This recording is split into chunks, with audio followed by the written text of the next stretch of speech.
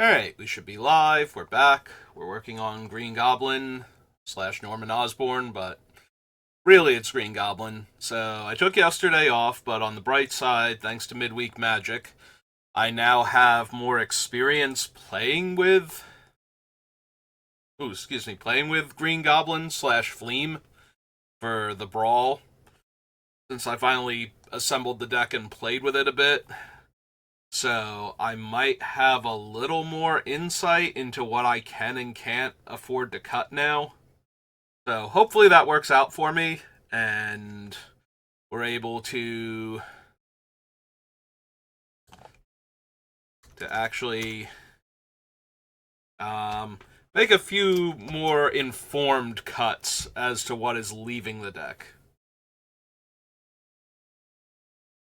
So among the many things I noticed, one is that I really need at least one of the what I call the enablers down here, the things that make the deck do more of what it's doing. So augments, not enablers, augments. So having a card like Joyra, like Displacer Kitten is as huge as I thought it would be, possibly stronger. So that was impressive. But even something like Artist Talent being in play is kind of a huge deal for the deck. So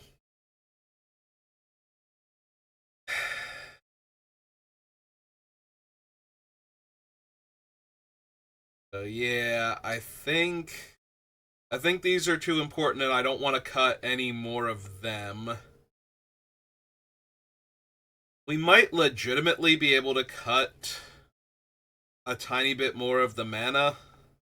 Is Karklan Ironworks still on my main list? Because if it is, I think we can actually get rid of that. Colorless mana is not the main issue for this deck. Colored mana is the bottleneck. So I think if Karklan Ironworks is still on the list, we can get rid of that. Yeah.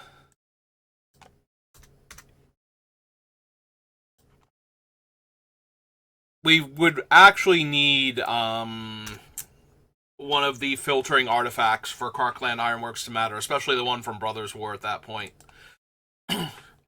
I don't mind sacrificing the things. The only thing we have to pull them back with is Paradoxical.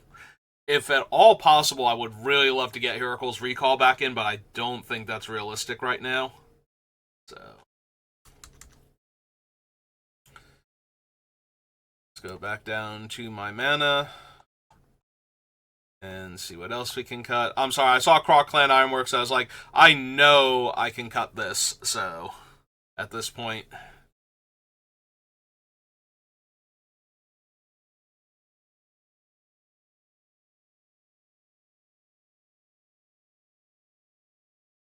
Yeah, there are times where I feel like I might have too many mana rocks, because the mana rocks aren't really what they do help. Like, I would like to have one or two in play, but I don't need to draw the third or fourth one. By the time we draw like the fourth one, it's almost literally drawing a land. Even the third one can basically be drawing a land at that point if we don't have enough of the other things going on. So but if we do have the things going on, then at least we're probably getting to draw off of the other cards. It's just that then it's a single cantripping artifact, and like I said, being able to draw multiple cards off of one card for free with this deck is really what makes it tick, so.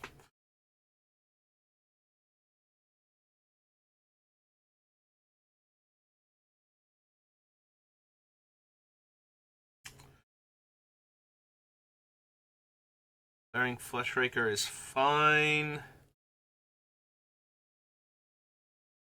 I am wondering if we can cut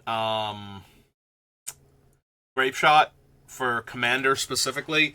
So it is really hard for Grape Shot to kill people in Brawl by itself. Like, a lot of the time I'm casting Grape Shot to do a bunch of damage and to cast another spell so that my tendrils can kill my opponent, not because Grape Shot itself is going to kill him. I've also used Grape Shot to kill multiple X1s in a single turn during setup turns to buy me time, so I don't know that Grape Shot is the best one for this deck. I think I would rather have more when I do the thing, ping everybody for one. Like, more Magmakin Artillerist, more Shadow of the Goblin type stuff. Like, I think those are doing way more work than Grape Shot is. I think we can cut Grape Shot as a win con.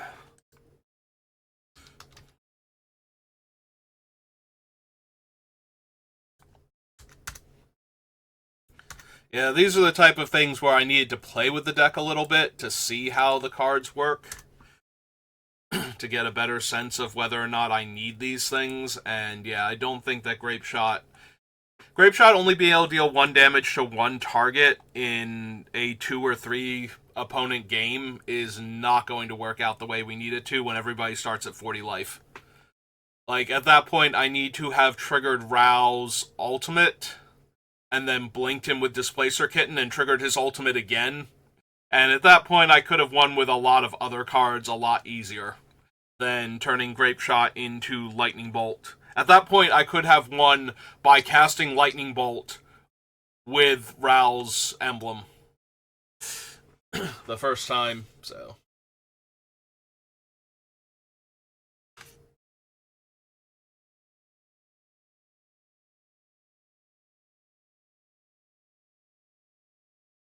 Alright, what if we run down the list now? just to help me remember everything we still have on it instead of looking at the clumps. Okay, that will shake something loose. Alright, Lion's Eye Diamond is back in the mana section, but that is entirely for the combo potential. Not that Lion's Eye Diamond is bad in the deck. When we cut it originally, when I thought we were moving away from this, it was still fine. So, also, I'm not gonna lie, having artifacts that I can just discard and cast, even though I didn't need to, just gives me more value from all the other cards that trigger when I cast an artifact or when I cast a spell from my graveyard. So, yeah, one of the things I've learned while trying to pilot this deck on Arena, other than that Arena's interface for a deck like this is absolutely abysmal. I literally cannot find cards that I have access to, because it cannot handle when I have access to 50 cards in 2 separate piles that are not my deck. And trying to find the cards I need while that little timer is like trying to count back down again, and then we move it up a little bit, and then it starts counting down again, and yeah, no, it is absolutely awful. I have timed out while I was winning because of that. So, yeah, Arena, not the best place for this deck. Although it is fun and different, so I'll probably play it some more.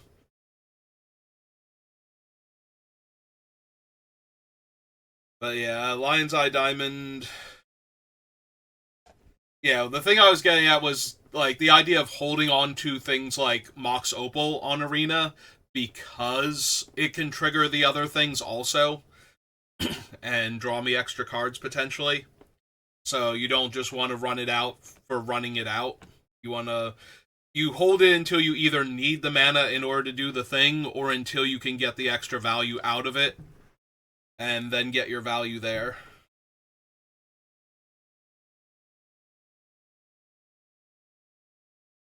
Coliseum, Zombie Infestation, Putrid Imp. Also, it really helps, the 1 mana one that's on Arena, the Rosethorn Flail or whatever from Lost Caverns. It is super, super helpful to have the discard outlets be cheaper than Green Goblin himself. Even if I'm trying to set up for a few turns, and I do recommend setting up first, it's almost impossible to go off by drawing the other pieces and deploying them because of how much mana you're using up, especially colored mana. So it really helps if you already have an Ageless Insight or Bone Miser or anything like that in play, or if you wait until you're like 8 or 9 mana available before you try and go off. I tried to go off a few times with Green Goblin just on the auspices I was going to discard like 3 or 4 artifacts and cast them from the graveyard, and try to pop off that way, and it did not. I could not maintain that momentum without the augment card, so a lot of times I cast Green Goblin and needed him to live a turn, and I do not care for that strategy. I got very lucky because a lot of the decks for midweek Magic, people are so focused on what they're doing, they don't put in enough interaction, and therefore they could not kill Green Goblin when he came down. They just kept playing their own stuff, and letting him live for a turn cycle was absolutely fatal if I did not brick and draw lands for the rest of the game. So I stand by the deck, but it is as fragile as I feared it would be, and the reason why I'm running cards like Teferi for the Commander version, because you need to stop your opponent from being able to interact with your combo, if at all possible. Which is also pushing me towards getting rid of Liar, but there is a part of me that desperately wants a Snapcaster Mage or Shreds of Sanity or Mystic Retrieval in the deck if I'm going to do that. You know, something, Sorceress Schemes maybe. The problem with Schemes is that it rebates you the red mana, but not the other mana, so sometimes that's an issue. And without something else reducing the casting cost, I can't get it cheap enough. Also, I was kind of right with reducing the casting cost on my spells. Like, the 2 mana is fine for the most part.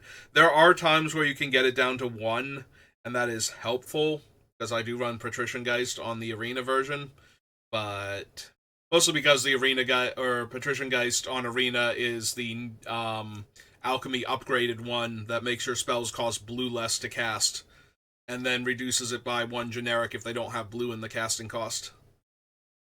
So that's kind of huge when the blue spells can actually be free or not cost colored mana to cast.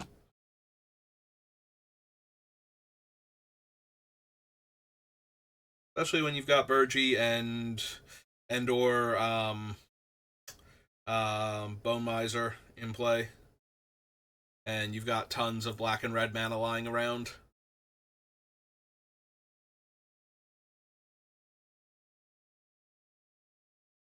Yeah, I have not cast Hornfell yet, and the more I think about Hornfell, the less inclined I am to actually try casting it, but Burgi has been as useful as most Storm decks would find her, so like, she still works really well in this version, despite a lot of things being free.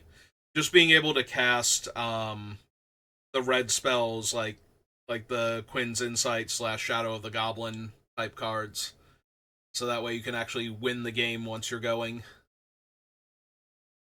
Does wonders for the deck.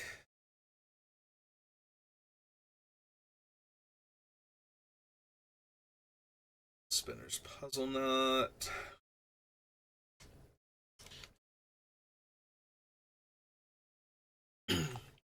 Paradoxical Outcome worked out exactly the way I wanted it to.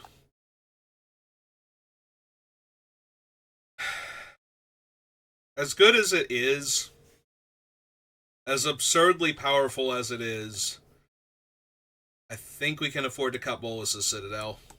We're getting enough free spells from all the other things that we're doing, and I do spend my life total, like, money in this game.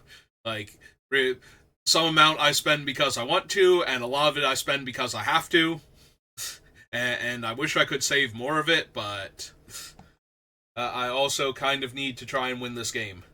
So, Bolus's Citadel, certainly insanely powerful. Like, I'm not taking it out because it's not a good card or because I can't use it. I'm taking it out because getting to 6 mana to have access to it is not going to be the easiest thing to do in the setup that I have. And if I'm going to successfully resolve a 6 mana triple color spell, I am way more interested in going 1 mana up or 1 mana up, or is it 1 mana down? Actually, is it's 6 mana? It's 6 mana for Mind Over Matter. So yeah, I'd rather stay down a mana and all right, it's 6 mana, so same cost, one extra pip, instead of a generic. But yeah, getting access to the Mind Over Matter in this deck. God, the number of games I could have won on Arena if I had a Mind Over Matter to set up with first, and then cast Green Goblin. I'm going to discard a card and untap one of my lands. Like I said, the biggest bottleneck I found with playing it is running out of colored mana. Or the specific colored mana that I need at the time. If I have Bone Miser out, I don't have access to red and blue, and if I have Burgie out, then I don't have access to black or blue, and the Patrician Geist doesn't exist in paper as it does on Arena, so yeah, having access to specific colored mana, like Displacer Kitten is the best thing for that, by blinking my artifact mana sources. So, but at the same time, Displacer Kitten really desperately wants to blink my other spell or my other permanents that are drawing me cards whenever possible, so if the thing I'm trying to cast happens to be a creature like Burgie, having to blink a red source back into play untapped so I can cast her is a bit more of an issue.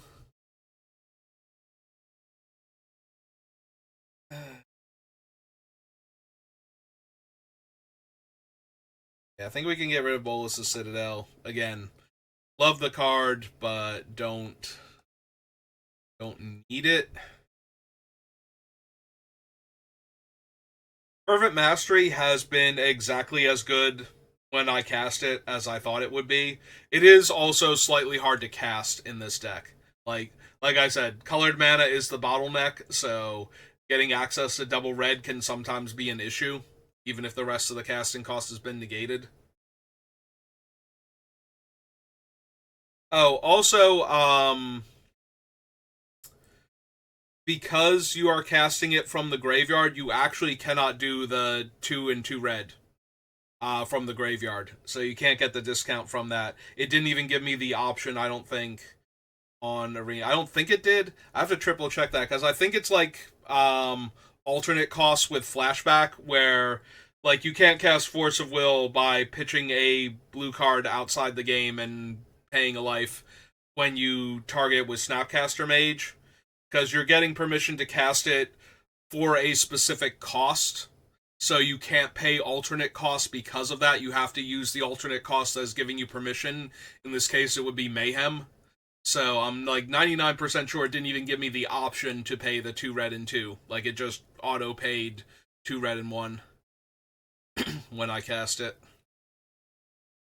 Which was fine. I had the mana at the time, but yeah, I'm almost entirely positive that that's what happened and that that was correct. That you do not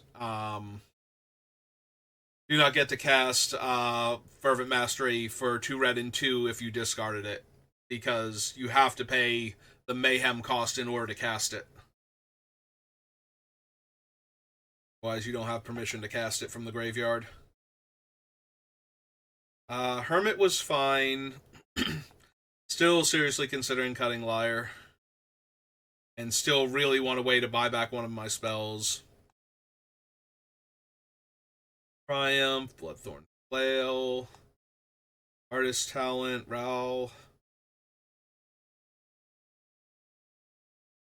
Yeah, console has been playable, but there have been times where I've had it where I can't make proper use of it, where I have like 3 lands, 2 sorceries, and an artifact in the graveyard, and I have to cast the artifact in order to draw more cards to try and put more card types into the graveyard, and it's just not working out.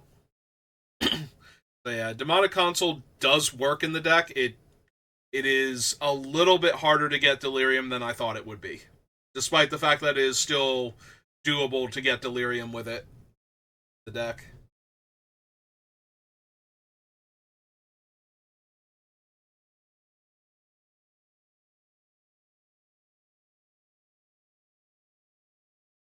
TV was working fine.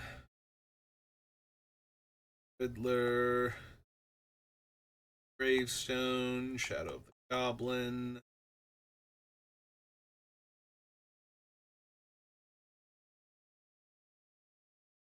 Insight, Talisman. I never got Urza down.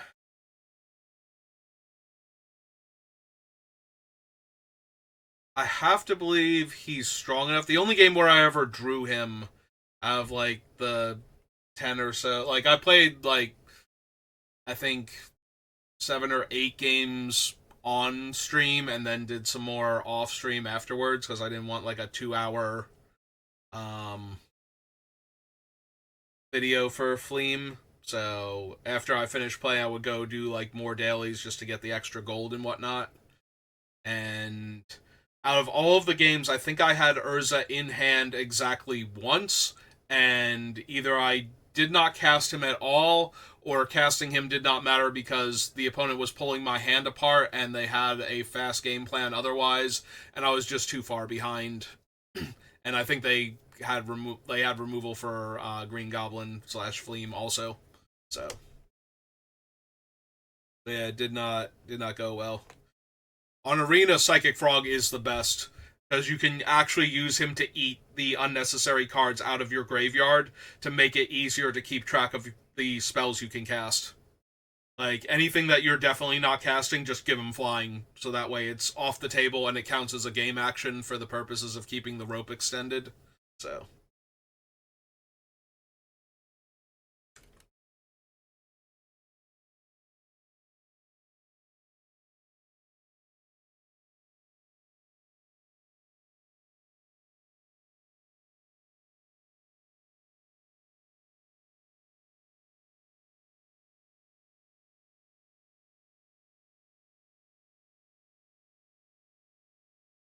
Yeah, I think Impending Flux is just a better rape shot, honestly, since it's hitting everybody for that much damage. And and as long as the deck is functioning properly, the number of spells cast from anywhere other than hand should be almost exactly equal to the storm count, if not the same. So,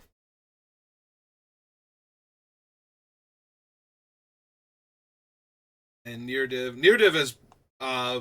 was stronger on Arena, I think, than it will be in paper, just because I only have the one opponent at a lower life total. So yes, the whole vampire, the wedding invitation to make Near Div unblockable, actually came up.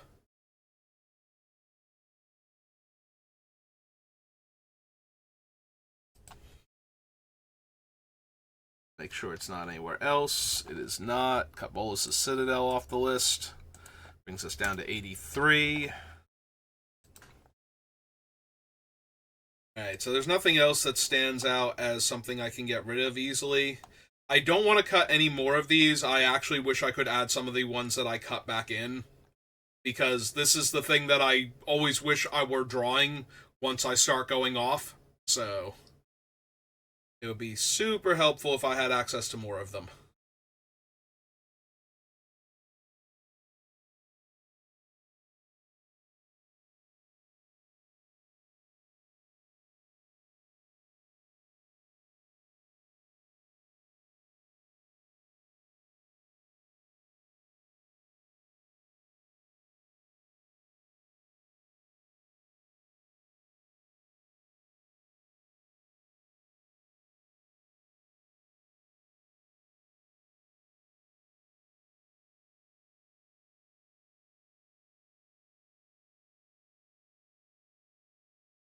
All of my win cons are fine. I might legit just be able to lose Mind Stone here. It's nice that it lets me draw a card later on, but I don't need the colorless mana. So if I'm going to take colorless mana, I want a lot of it all at once, so I can do other things with it, like possibly filter it, rather than getting a single colorless mana or having to pay mana in order to draw the other card from it. Not unreasonable, honestly, but I think out of all the ones left on the list, it is the least necessary and the most cuttable. So.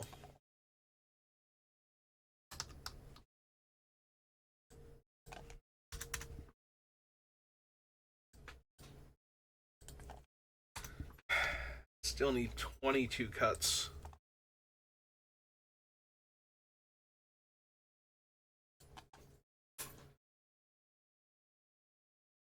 Do not cut any more cantripping artifacts. If anything...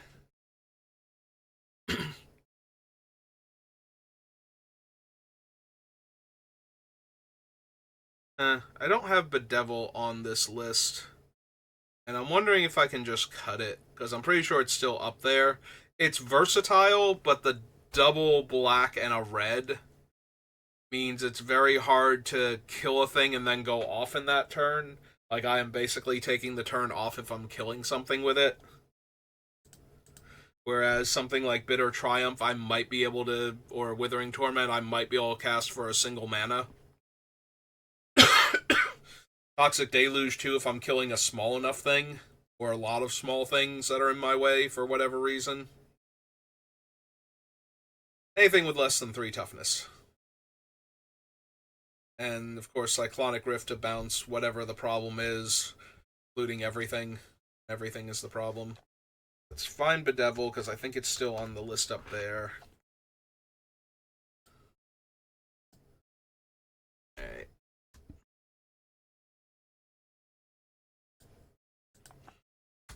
One.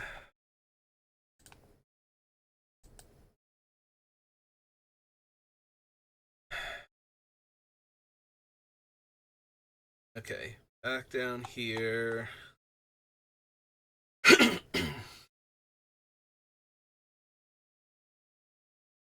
Obviously, Pact and Fierce Guardianship are the best counter spells and deflecting swap for any targeted removal, especially anything that might itself be uncounterable.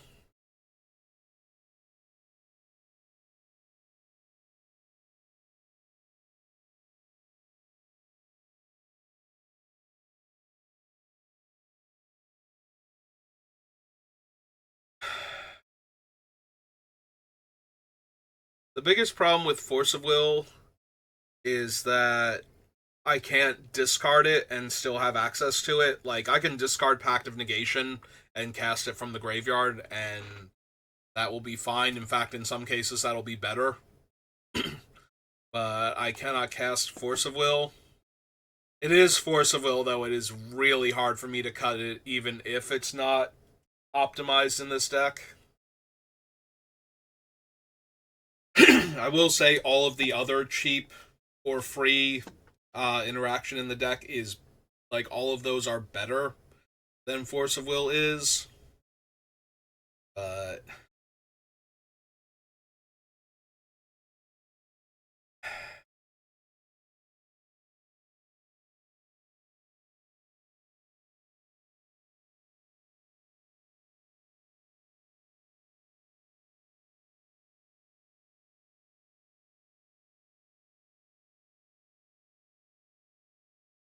I guess with Underworld Breach, I have the better flashback card. I keep thinking about cutting Liar, so I think Liar's going to go.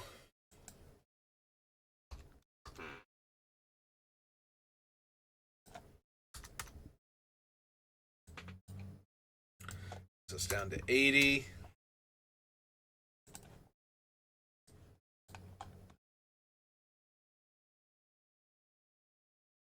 Yeah, I basically have to cut everything I think I can cut. Because we still need 20 more to go. So we still need a quarter of the list. There are a whole bunch of cards that I don't even want to touch, so... Anything that I think can go can probably just go at this point.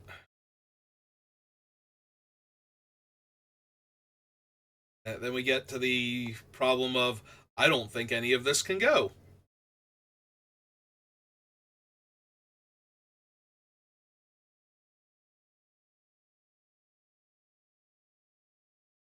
Change of Fortune is so good in situations where I've started to go off, and it's the thing that I drew before I bricked.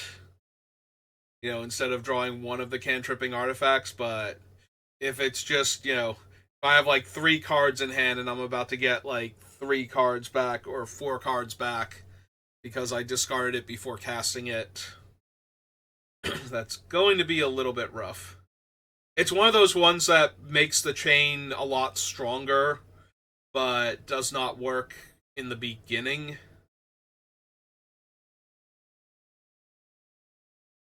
It does work if you have other card draw before it and the discard outlet where you're just like, okay, I'm going to discard Change of Fortune and these other cards, cast these other cards first, draw some new cards, discard those cards, then cast Change of Fortune.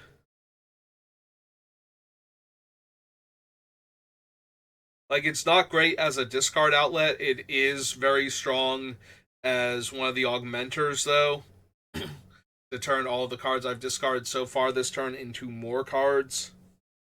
When I probably turn them into some other resource anyway, hopefully including extra cards.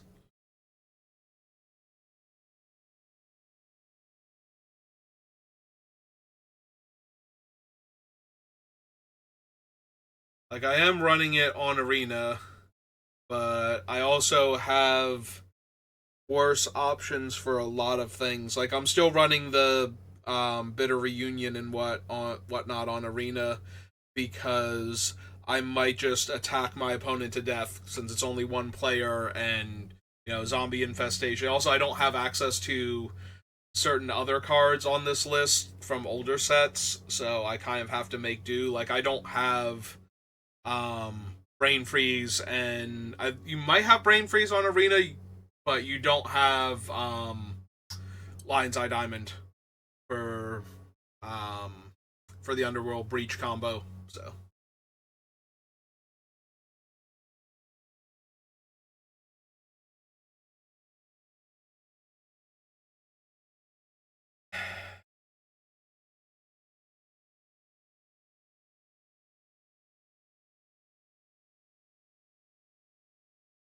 well, I started off strong, but now I'm slowing down because I have to figure out what else I can afford to cut.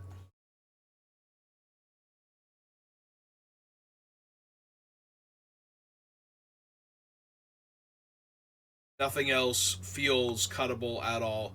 I have had Cavron. I have not been in a position where I didn't have access to another haste card. Um, but then again, I cut all the other haste cards off the list. This one's just staying in case I like zombie infestation my way to victory. But it can probably actually go, but it's a land, so that's not helping my overall total. Yeah, I have more token makers on Arena, and so far Cavron has not been the haste enabler that I need it to be, but every time I've gotten close to winning where I would need something like Cavron at that point, my opponents are basically dead anyway or have conceded. Like, I've done so much else in the process that they are actually going to die, so.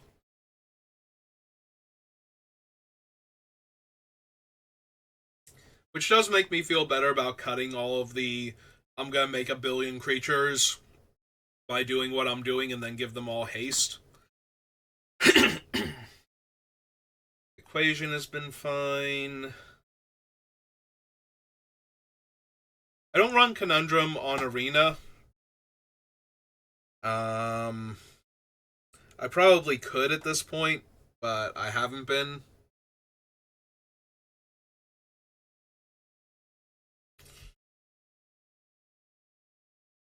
But I feel like in paper it's going to come up a lot more. There will always be somebody in the game that is ramping with land. Not always, it's very easy to get like 3 or 4 people into a game and none of them are ramping with extra land drops. But at the same time, I also run fetches in all my decks, so Conundrum would get me there. Where I'm just like, oh, now I can't crack my fetch and use the mana this turn.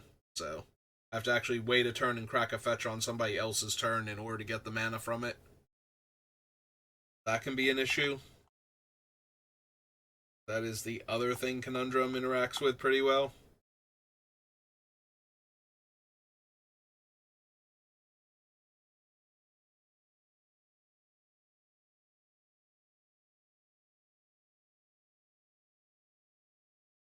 Also, you do have to be a tiny bit careful with Conundrum, since the opponent gets to choose the land that goes back.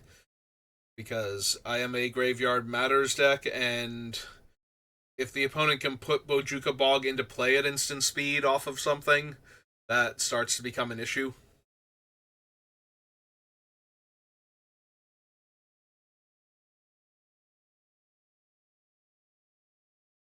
They have an effect that will let them put a land into play. It's part of it.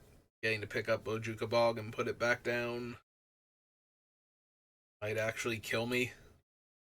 Or at least mess up my plans pretty badly. But overall, it's a net positive for me. So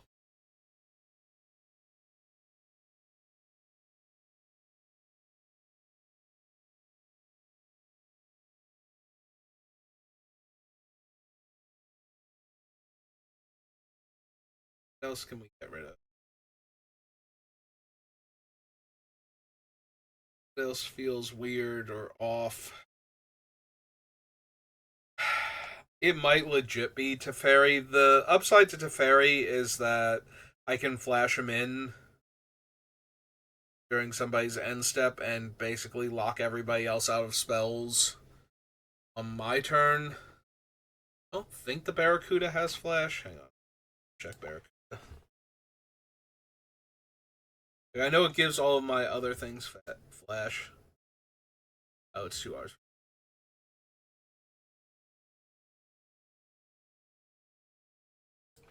I do have them worded correctly, right?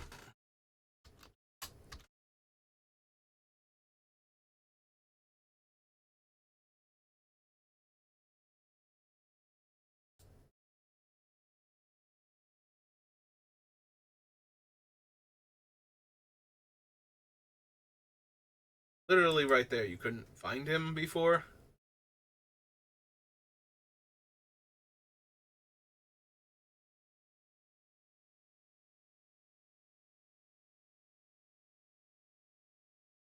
So we can't flash him in once he's in play. I'm wondering about Teferi with the triple blue. On the other hand, I am very interested in casting Mind Over Matter for the quad blue, so on the one hand, yes. On the other hand, not so much.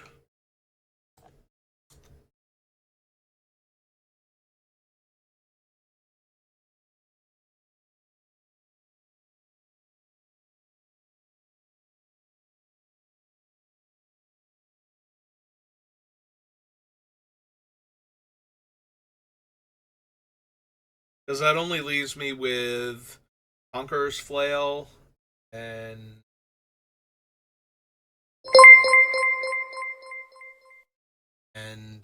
Barracuda at that point to shut the opponent out.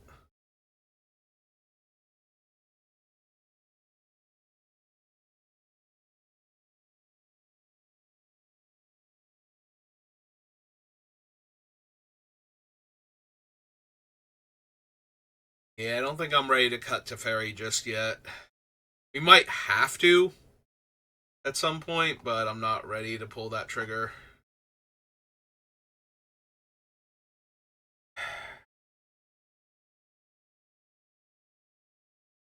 Don't think I can afford to run what's its name? Um Scavenger Grounds as a way to exile graveyards to replace Grave Robber.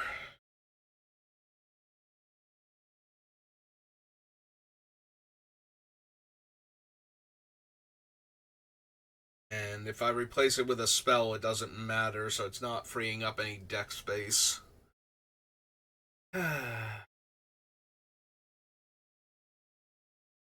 What can we do?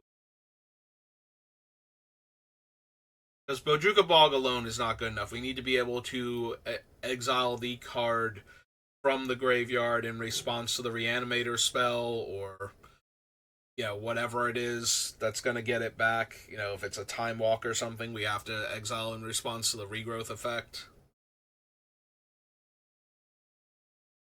Can't just let our opponents have access to their graveyard if we can help it.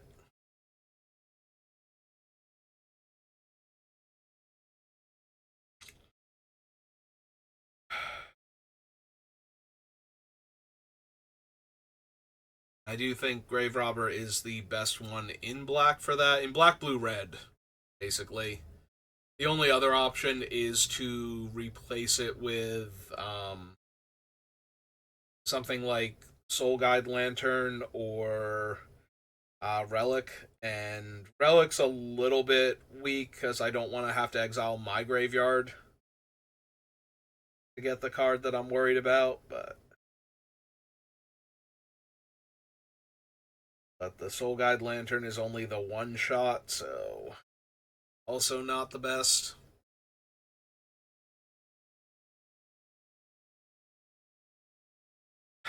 Yeah, I think it still needs to be Grave Robber. Unless I'm forgetting a land. Exile graveyards.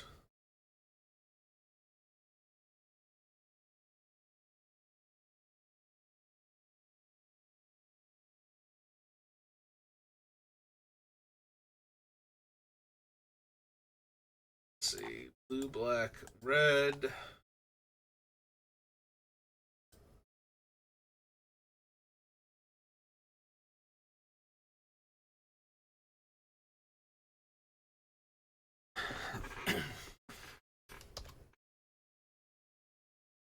Yeah, let's just go graveyard. I'm not 100% sure how to word this for the thing that I need. From your graveyard to your hand, then exile all graveyards, and it has a like big mana cost on top of that. Pojuka Bog. Trawler.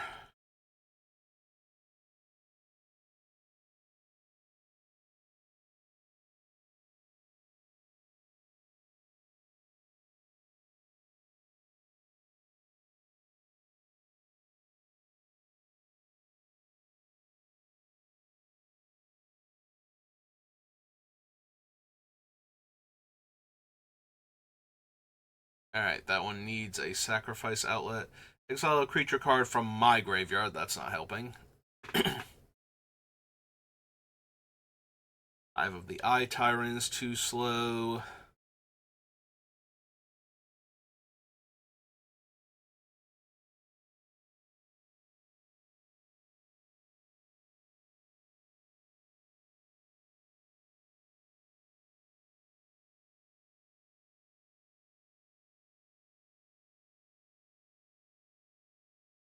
As a tap quarry. Card from my graveyard to my hand now.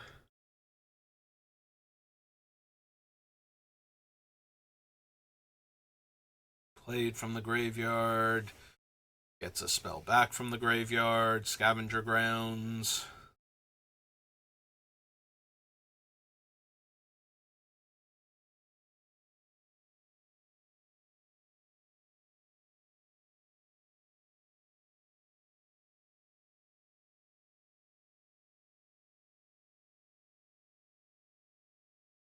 Yeah, none of these are doing what I would need them to do in order to replace it. Dan Moore, hello, welcome to the channel. I am doing fine, all things considered. Slow going, though. Trying to make these last 20-ish cuts. Alright, so we really can't lose Grave Robber, otherwise we don't have any good graveyard hate available. It's kind of essential.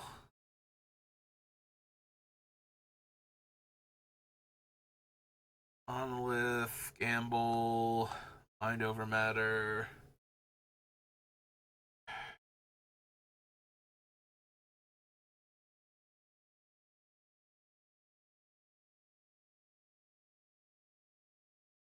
Alright. We're at 80. Let's take one more look down here because we're getting close to time. Got like 10-ish minutes left. Yeah, don't want to cut any of these. already think I don't have quite enough. Because I'm running about the same number on Arena, and when I fail to go off, it's because I cannot find enough of these to enable me, so that's kind of a big deal there, so don't want to lose any more of them. I have less removal on Arena, but I also feel like that's because I'm only playing against one opponent a lot of the time, and I just need to combo off. I don't need to worry as much about what they're doing if what they're doing doesn't directly affect what I'm trying to do. So, unless they are playing Rest in Peace or something, I don't need to be able to kill their problematic enchantment. But once they have that, I kind of desperately need to. Like, it's entirely possible that I don't need Damnation or Toxic Deluge because they will kill my own things. I just need removal that can kill their stuff or get their stuff out of the way. It does mean I'm basically consigning myself to lose to go wide strategies.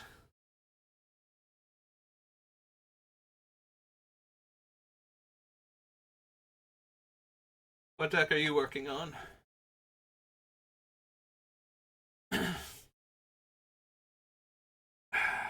Getting back to Damnation. Can I afford to cut Damnation and Toxic and just be like, nope, I'm gonna lose if they go super wide and I can't kill them fast enough, or if the board gets out of control? I basically have to rely on one of the other players at the table to board wipe.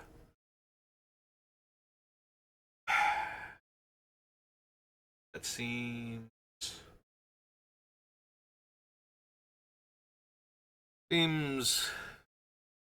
iffy, but at the same time, we are a combo deck. I might just be able to go off. And I certainly can't go off if I'm killing my own Displacer Kitten or Bone Miser to get the opponent's things off the board. So maybe we just have to do that.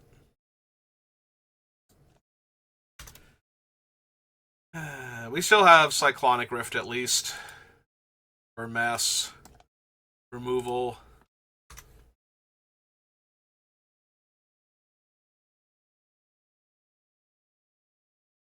So Safi is sacrifice her to return something that died or to stop something from dying. It's been too long since I've seen her.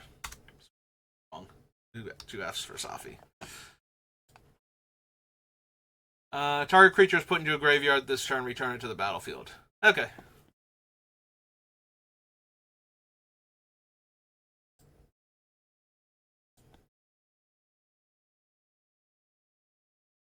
Are you building her as a combo deck to enable like certain things to keep leaving the battlefield and coming back?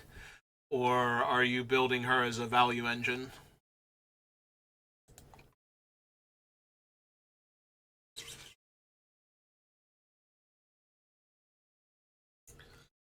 Alright, so lose Damnation. Lose Toxic. And lose the ability to mass board wipe.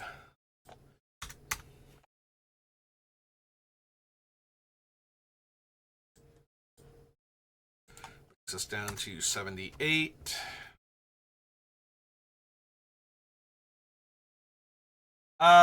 You can, it will time you out because I have an auto mod that blocks links. I will untime you out if you want to show it to me. Post the link in the chat. Yeah, okay, so unban. Alright, so we're just at about time, so I'm going to take a look at this and I will try and remind myself to edit this part out of the VOD. So if you're watching this on YouTube, thank you for watching, and I will see you next time. Have a good rest of your day.